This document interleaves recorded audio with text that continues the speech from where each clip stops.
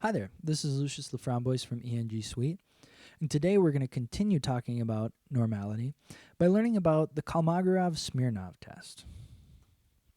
The Kolmogorov-Smirnov test is a hypothesis test used in engineering to determine if the data can be assumed to follow a normal distribution. As a hypothesis test, we have a null and alternative hypothesis. The null hypothesis for the Kolmogorov-Smirnov test is that the data follow a normal distribution.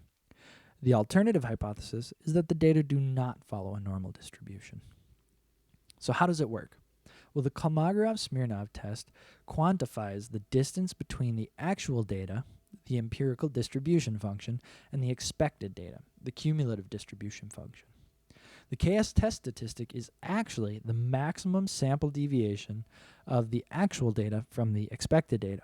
So if we look at this graph here on the right, we will see that KS right here is this distance. It's the distance, the length of that black line, which is pretty cool.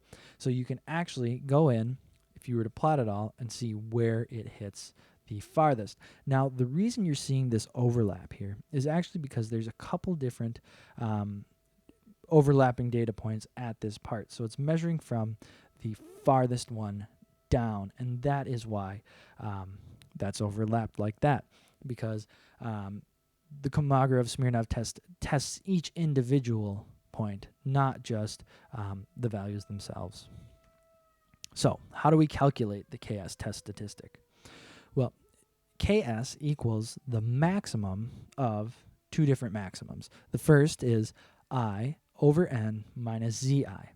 The second is zi minus I minus 1 over n. So if you were to take all of your values, all of your samples, and you were to plug them into this first equation and take the maximum of that, then you take them all again and you plug them into this second equation and take the maximum of that, the maximum of those two maximum values would be your KS test statistic. Max is the maximum value of an array of numbers, and zi, that zi there, is the CDF of the ith ordered data point. N is the number of samples, like usual. So let's break this down a little bit more. Let's replace this max and this one with some variables. We'll call the first one D plus and the second one D minus, where D plus is just the max of this and D minus is the max of that. So now we can talk about ZI. That's the norm.dist, if you're using Excel or ENG sheets, of yi with mean of mu and standard deviation sigma, and true, because we want to make sure this is the cumulative distribution function. Calculating the p-value is complicated, but what's nice is we've already talked about it, because the p-value is actually calculated using the Anderson-Darling p-value formula. We're just replacing AD with KS. So it's the same piecewise function here, except when we calculate this AD star, we just plug in KS for the Anderson-Darling test statistic. So that's pretty cool. We already have the math for that.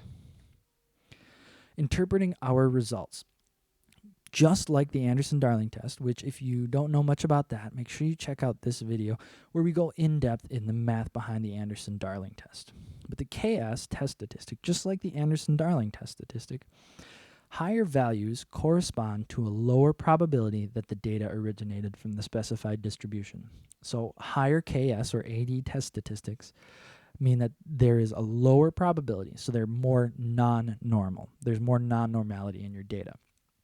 For p-values, a critical value is used to evaluate the p-value and then determine if we fail to reject the null hypothesis or if we do reject the null hypothesis.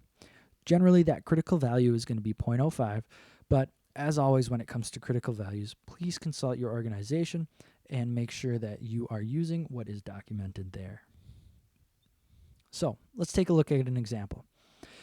You might notice these examples look very similar from our Anderson-Darling test video, because they are. They're exactly the same, because, again, the p-value is calculated the same way. So let's say we have a p-value of 0.08 and a critical value of 0.05.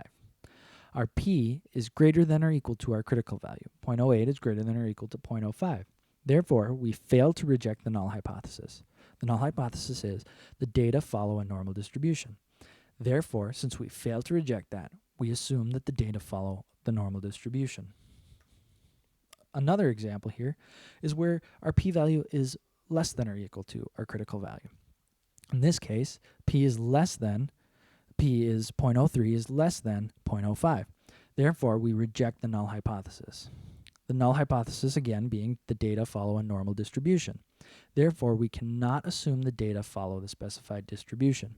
Therefore, we cannot assume the data are normal. All right, let's get into some of the math in Excel and actually calculate it. All right, here we are in Excel, ready to calculate the Kolmogorov-Smirnov test. And we already have this workbook sort of set up here with the data in it, and we just copied and pasted all of the p-value math here. So I like to do that because I find, since it's the same, might as well save it. Something that you know you can absolutely pause this and do it all yourself. But in the link in the description, you can actually download this workbook, all ready to go for you.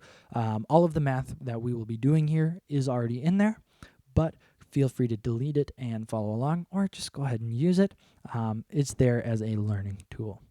So the first thing that we're going to do is fill in our indices. Now for the Kolmogorov-Smirnov test, we are going to use 1-based indices. So we'll start off with 1 and then 2. And we will drag these all the way down until we have 30. So the first thing that we are going to do is we are going to need to get our yi, our samples, ordered. So we will use the sort function to sort our data. Awesome. Now, the first thing that we need to do is get our zi. If you remember from the math section earlier, we're going to use the norm.dist function. Norm.dist. We're going to plug in yi for our x, then our mean, and we're going to absolute reference that. Standard deviation, absolute reference, and then true so that we get the cumulative distribution function. Enter.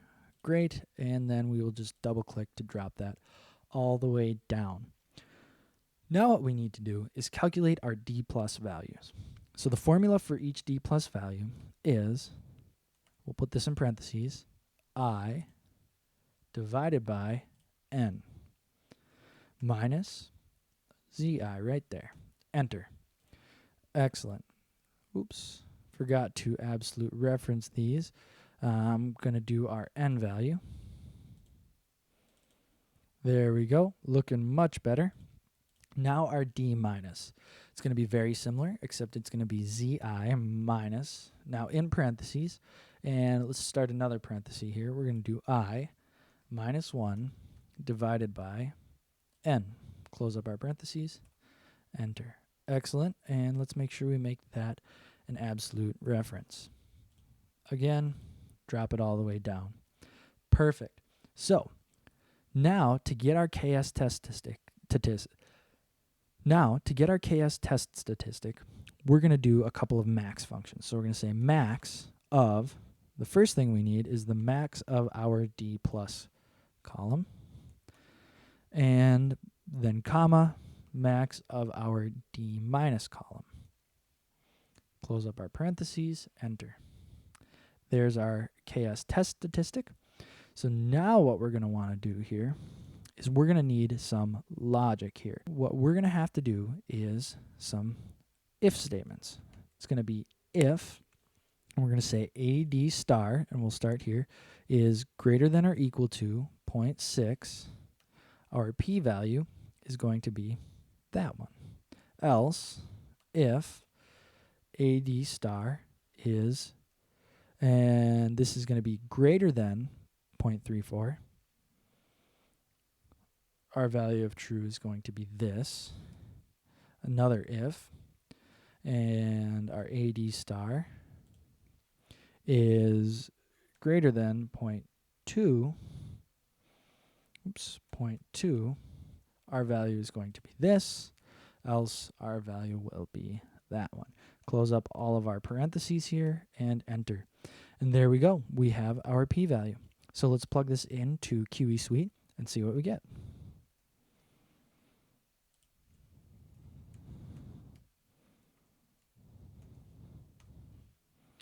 Awesome. There we go. 0.144165, 0.965381.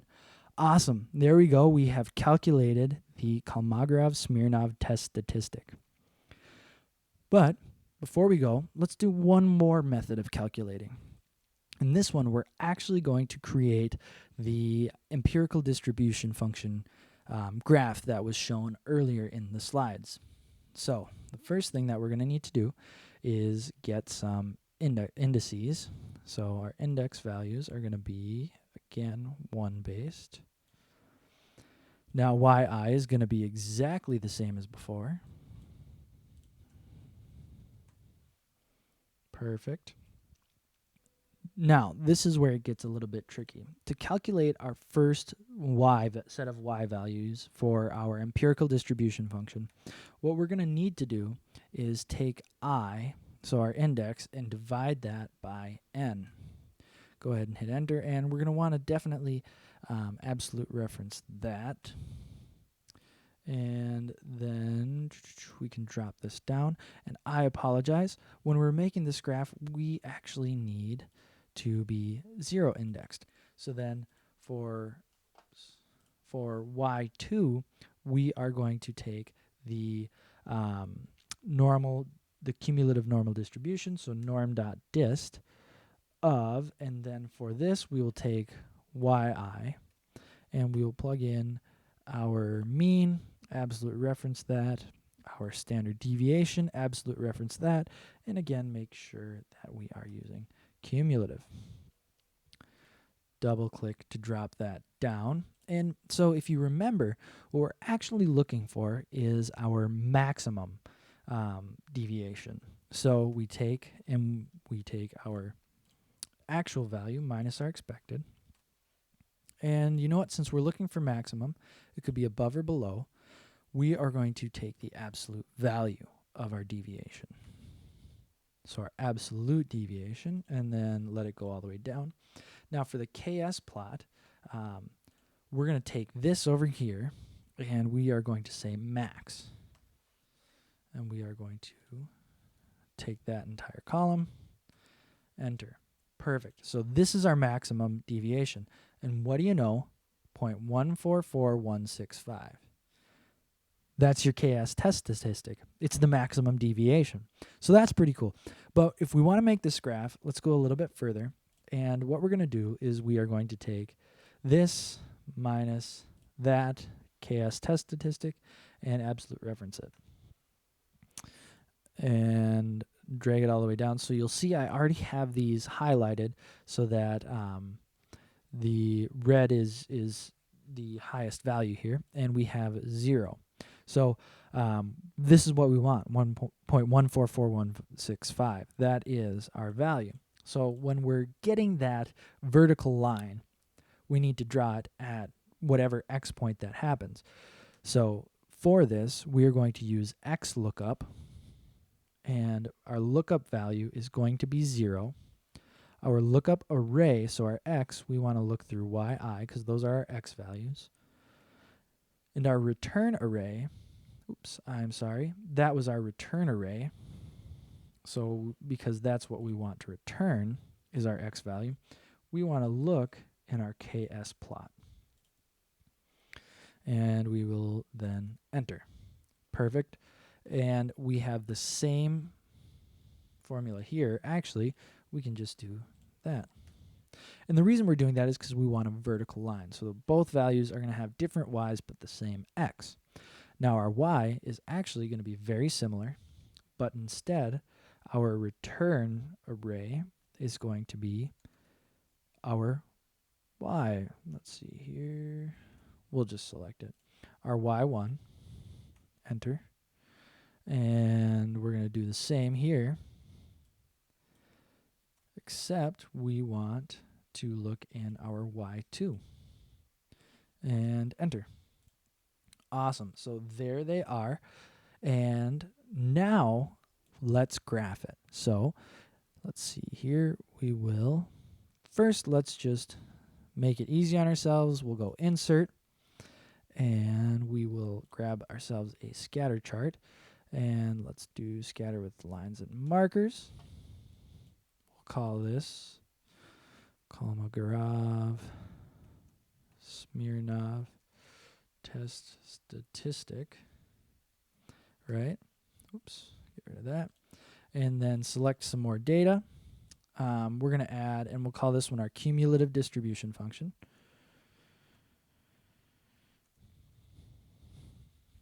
Our x values are going to be yi again. Our y values are this time going to be y2. Okay. And then we're going to add in our ks test statistic. Our x values are right here.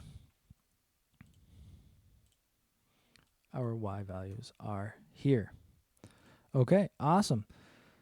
And let's edit this, and we'll rename this empirical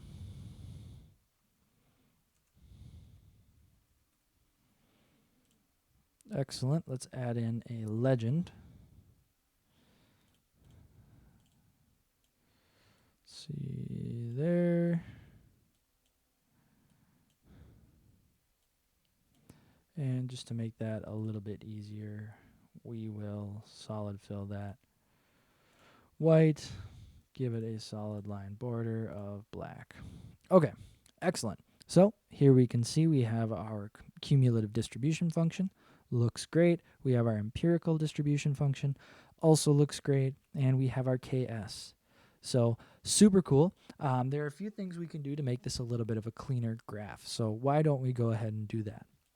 So the first thing that we're going to need here is we are going to make our empirical distribution function look like a stepwise function as it is supposed to. So the first thing that we're going to do is we are going to select this and drop it all the way down. Then we are going to select this, drop that all the way down. So if we want to have a stepwise function, what we're going to do is we're going to offset everything a little bit. So we're going to say equals, and we're going to take our second value, and then we're going to just drag that formula all the way down to the bottom. Perfect. Now, in this one, since we're staggering it a little bit, we're going to select from the first, and then we just drop that all the way down. Now, because of how Excel graphs, it's going to try graphing everything, connecting the lines in order. We want to sort both of these. Come over here and sort this one as well.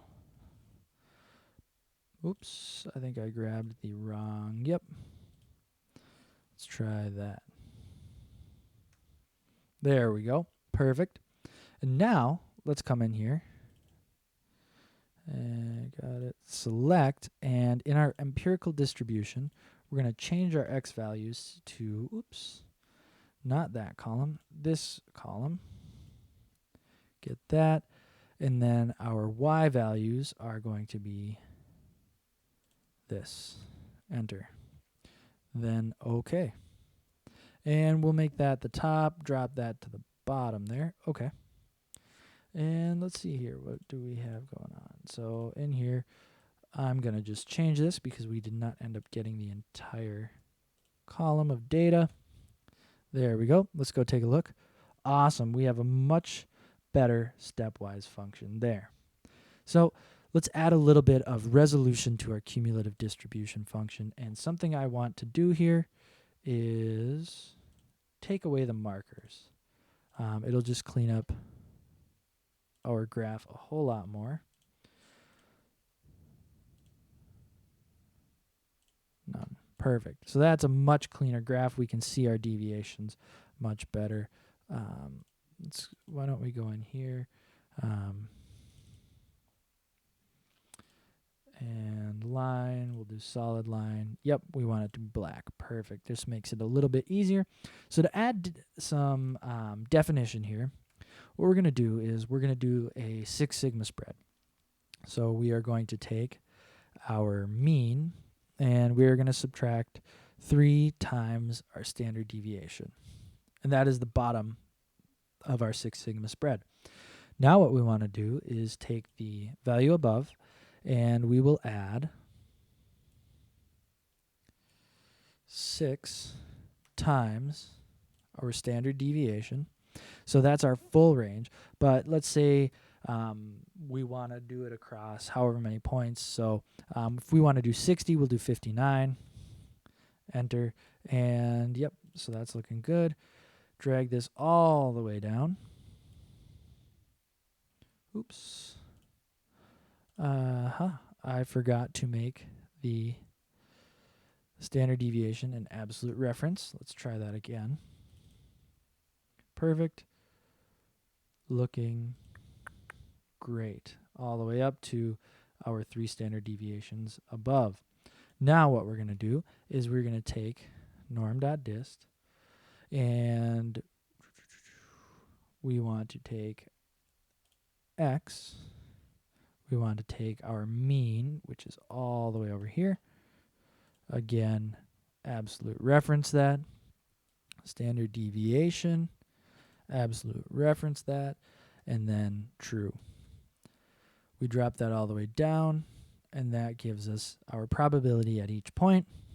So now we can come in here, and let's first, since we're used to looking at things a certain way, we know that our probability can't go above 1. Let's just cut that off right now. Excellent. Let's select our data, go to the cumulative distribution function, edit it, and now our x values are going to be here. Our y values are going to be the new y values that we created. Okay, now we hit OK.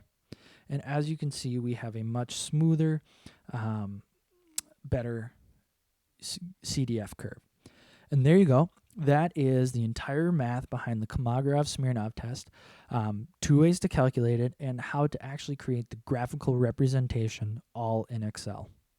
Thank you so much for watching. Have a great day, and please do something awesome.